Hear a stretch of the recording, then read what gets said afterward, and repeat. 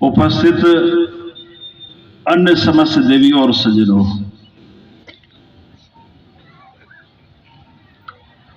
ये शिक्षण मिलन समारोह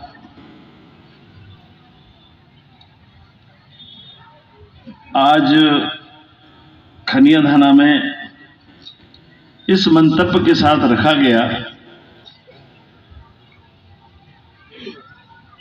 कि सरकार द्वारा हमारी जो मांगे लंबे समय से हैं उसको पूरा नहीं किया जा रहा है। आप सब चतुर लोग हो, वो चतुर हमेशा वक्त का इंतजार करता है। अब पढ़े लिखे लोगों को ये तो नहीं कह सकते कि ये चतुर नहीं है। जो दूसरों को ज्ञान दे रहा है वो कितना बड़ा ज्ञानी होगा, इस बात का अंदाज हम सबको होना चाहिए।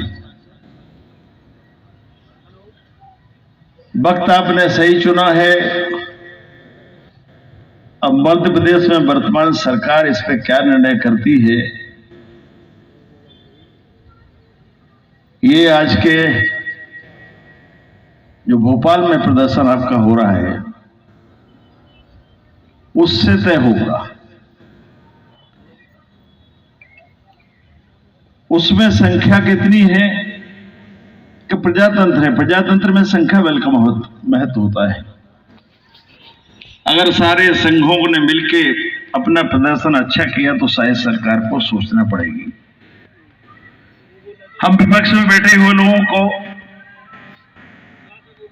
विधानसभा में रखना हमारी ड्यूटी है, हम निर्वाह करते हैं। जो भी जनहित के मुद्दे होते हैं, आपका मुद्दा अलग नहीं है और हमारे कुछ पूर्व वक्ताओं ने अपना जस्टिफिकेशन भी दिया है और वो जस्टिफिकेशन जायज भी लगता है। विधायक और सांसद पेंशन प्राप्त करें, मंत्री पेंशन प्राप्त करें, कलेक्टर भी पेंशन वाले बिना पेंशन वाले होते हैं क्या? आईएएस को सबसे बड़ा प्रशासनिक अधिकारी माना जाता है अपने देश में।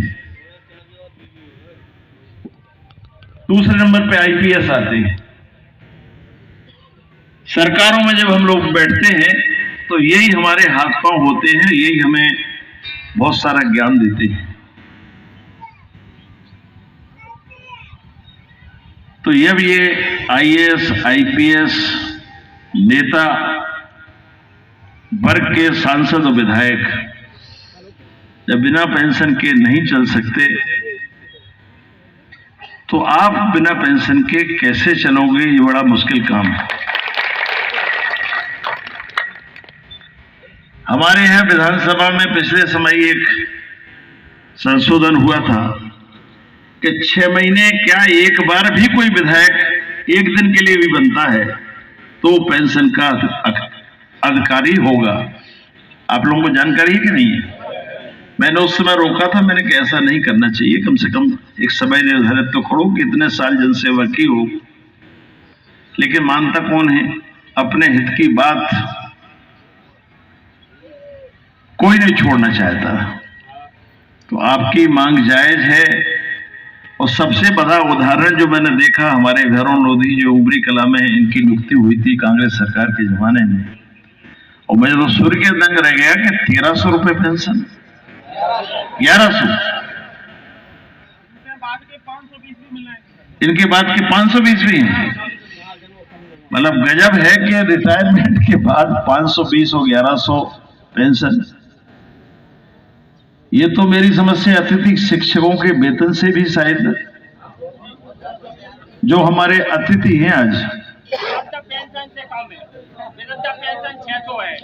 वृद्धा पेंशन 600 है, विकलांग पेंशन 600 है और टीचर को मिल रहे हैं 500 रिटायरमेंट के बाद। सारी जिंदगी जिसने सेवा में गुजार दी और उसके बाद ये हश्र है, तो वास्तव में चिंता का विषय है। इसके पहले मुझे कभी किसी ने बताया नहीं कि 1300 500 पेंशन वाले भी लोग।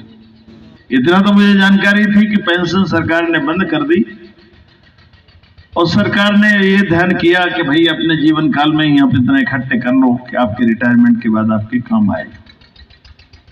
लेकिन जब पेंशन बंद करना थी तो सबकी करना थी, किसी एक की क्यों? इस देश में एक कानून बनना चाहिए कि पेंशन बंद तो सबकी बंद, नहीं बंद तो किसी की नहीं। काम तो सब करते हैं, काम कोई छोटा बड़ा नहीं होता। काम जब छोटा बड़ा नहीं होता तो फिर पेंशन बंद क्यों? कुछ लोगों को मिले और कुछ लोगों को न मिले। मैं अपनी तरफ से जो भी माध्यम बनेगा उसमें आपकी जो 2-3 मांगे हैं उनके बारे में जिस तरह से भी रख सकता हूं रखने का प्रयास करूंगा। लेकिन ये एक बात और जानकारी मुझे मिली कि मोबाइल की अटेंडेंस सिर्फ शिवपुरी जिले में है। ये कैसे संभव हो सकता है? नियम तो पूरे प्रदेश में जो होगा वही हमारे यहाँ होगा। अब ये क्यों है, इसके पहले मुझे कभी किसी ने बताया भी नहीं। मैं समझ रहा तो पूरे प्रदेश में ही ये व्यवस्था है। ये भी गलत तो मैं इसको नहीं कह सकता। हो सकता है शिवपुरी जिले की सबसे ज्यादा अनुपस्थिति की शिकायतें हों, तो ये लोकल व्यवस्था है, कलेक्टर द्वारा या जिला शिक्षा अधिकारी के द्वारा की गई होगी। ये कोई कानून नहीं है। जो कानून नहीं है उसके बारे में चर्चा तो हम स्थानीय स्तर पर कर सकते हैं, लेकिन जो कानून है उसको प्रदेश की सरकार ही बदल सकती है, उसमें कोई निर्णय ले सकती है।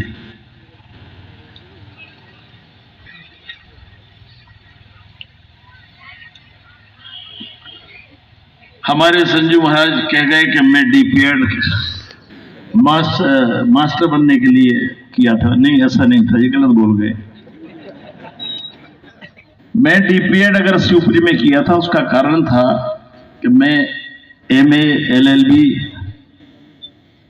की दोनों जो उपाधियां हैं, उपाधि कहते हो आप लोग, क्या कहते हो, दोनों डिग्रियां प्राप्त कर चुका था। अब मैं फुर्सत में था तो क्या करूं?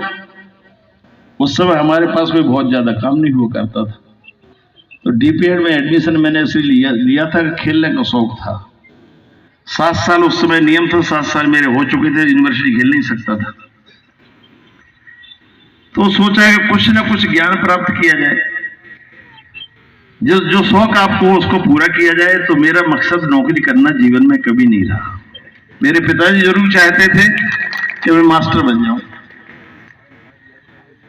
और मुझे जबरदस्ती उनने रजिस्ट्रेशन कराया। उस समय कौन सा रोजगार कार्यालय में, व्हाट्सएप आपको ध्यान है, रजिस्ट्रेशन होते थे कि जिसको नौकरी करना है वो आके रजिस्ट्रेशन कराए। पंजीयन उसको बोलते थे, रजिस्ट्रेशन ही बोलते थे, नामांकन क्या बोलते थे। तो हम लोगों के जमाने में ऐसा था, आज है कि नहीं मुझे नहीं जानकारी, लेकिन जिला रोजगार कार्यालय में जाके आपको रजिस्ट्रेशन कराना पड़ता था।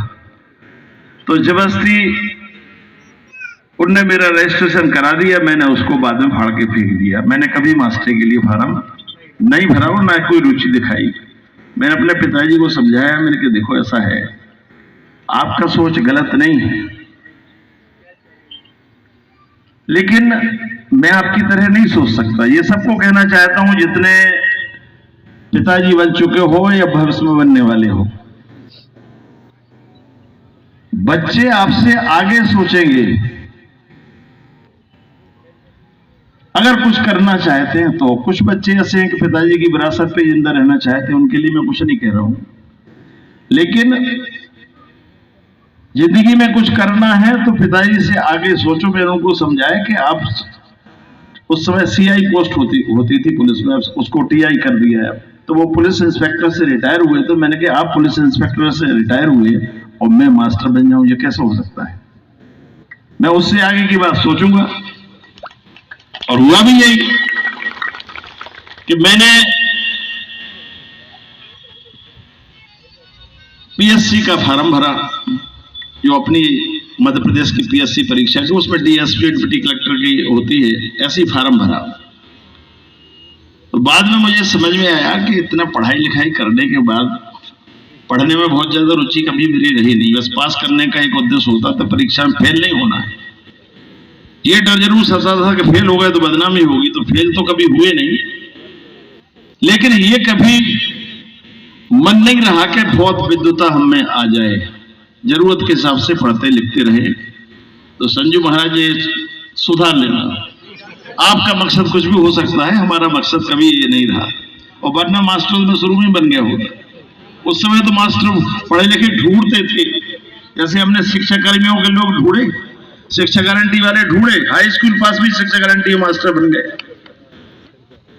और ऐसे ऐसे लोग मास्टर बन गए जो जिंदगी में कल्पना नहीं कर सकते। तो नगर पंचायत में रहने वाले लोग हमें गालियां बकते थे, सारे ये गधे लगा दिए और हम ज्यादा होशियार थे, हम रह गए। उस समय स्थानीय व्यवस्था थी, लेकिन हमने उसकी